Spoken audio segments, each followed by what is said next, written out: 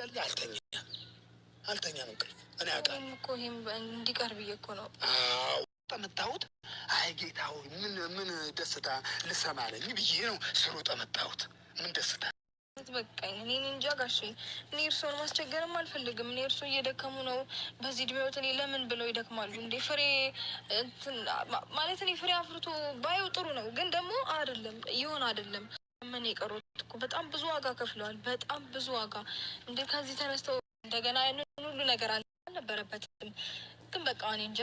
ሪሽ አባት አሳዘኑኝ። በልጃቸው ተሳቀቁ። እሱ ያልጋ ላይ ጫወታን ላይ ነው ያለው። እሳቸው ግን ልጅ ጤነኛ አይደለም የሆነ ነገር አድርገውብኛል ይላሉ። ምስኪን እሱ ጥጋብ አናቱ ላይ ወጥቶ ነው እንደዚህ እያደረገ ያለው። አሰላም አለይኩም ወራህመቱላሂ ወበረካቱ።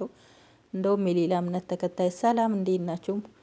ዛሬ ደግሞ በአዲስ ቪዲዮ መጥቼ የላችኋለሁ። እኔ የምትገርሙኝ ማለት ነው ኤርሜላና አብሪሽ ስር ገብታችሁ አንቺና እሱ ታምራላችሁ፣ አብራችሁ ነው የምታምሩት የምትሉት እና ኮሜንት የምትጽፉት ማለት ነው። ይሄ ጥፍርሽ ይቆረጥና ማለት ነው።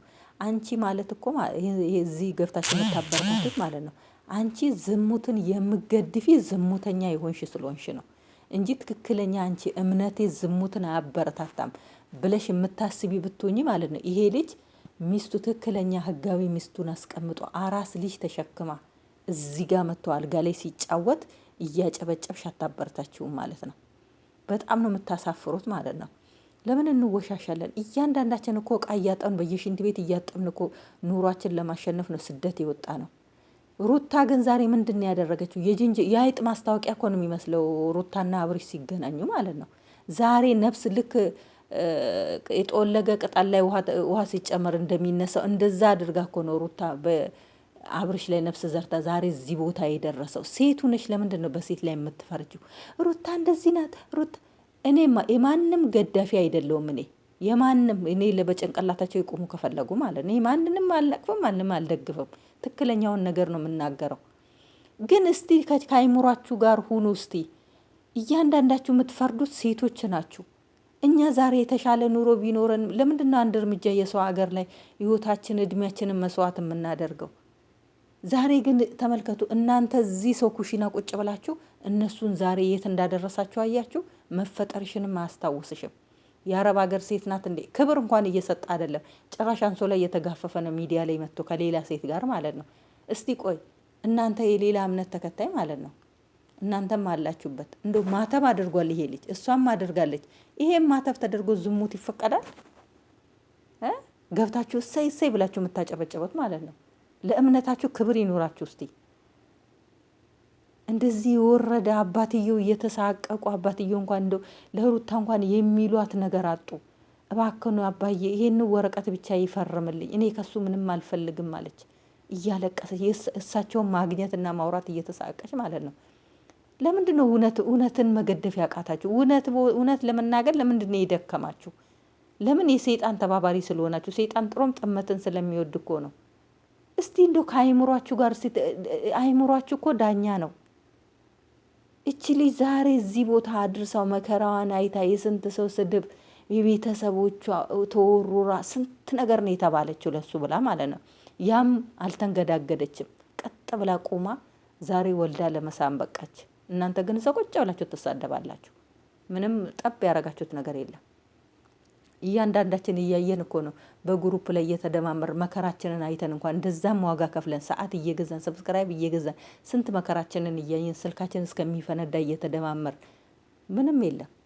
ግን እሷ ደግሞ ብቃት ስላላት ይኸው ዛሬ ሀገሯ ላይ እንደዚህ ሁና ዘና ብላ እየኖረች ነው። ይሄ ነው የሚያንጨረጭራችሁ። ሰርታን የተለወጠችው ምንም ወደሽና ፈቅደሽ ነው። እያንዳንድሽ ውሸት እየሆነ ማስመሰል እየሆነ እያየሽ ያለሽው። ዛሬ ላይ ግን ወልደው ትክክለኛ ትዳራቸው ላይ ለምንድን ነው ነቀርሳ የምትሆኑት? ኮሜንት እኮ ነው አንደኛ። እውነቴን ነው የምላችሁ። ኮሜንት ስትጽፉ ሰው ይነሳበታል፣ ሰው ይርቅበታል። እያንዳንዳችሁ ሌላ ሰው ውድቀት ትጠየቁበታላችሁ። እስቲ ጥሩ ነገር እናርግ። እቺ ልጅ አታሳዝናችሁ? ልጅ ያለ አባት ማሳደግ ቀላል ነው? እቺ ዝሙተኛ ኤርሜላ ማለት ነው። እሷን የምታበረታቷት አለ ማን ነው? እውነት ነው ዮኒ ማኛ የቻይናን ስዕል ነው የምታመልኩት እንዳለው ልክ እሷን ፎቶዋን አያችሁ እንጂ ውስጧን አላያችሁም። የምትናገረው? እንዴት ነው አንድ ባለትዳር ወንድ በዛን አይነት እያሻሸችው በዛን አይነት እንደዛ አለባበሷ ውርጋጥ? እስቲ ኧረ ለእምነታችሁ ኑሩ። እምነታችሁን ይፈቅዳል እንዲበሉ ብላችሁ መውጣት ያለባችሁ እናንተ ነበራችሁ። እምነታችሁ መስቀል ተሸክመው ዝሙት እያደረጉ መስቀል ተሸክመው ከሌላ ሴት ጋር እየተጃጃለ ይፈቅዳል?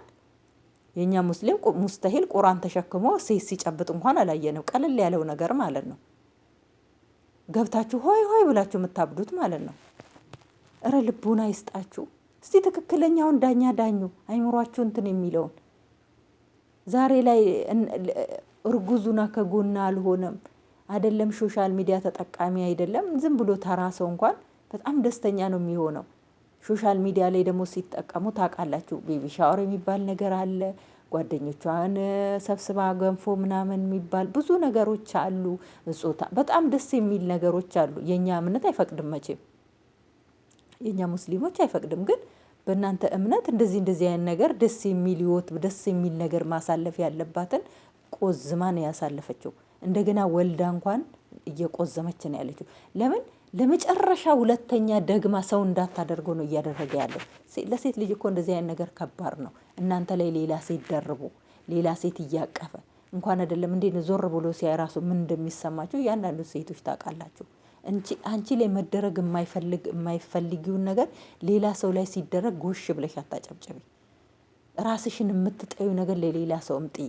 በጣም ነው አብርሽ ሩታን ልቧን የሰበረው። አይደለም ሩታን ሴት የተባለ አንገት ነው ያስደፋው እሱ ማለት ነው።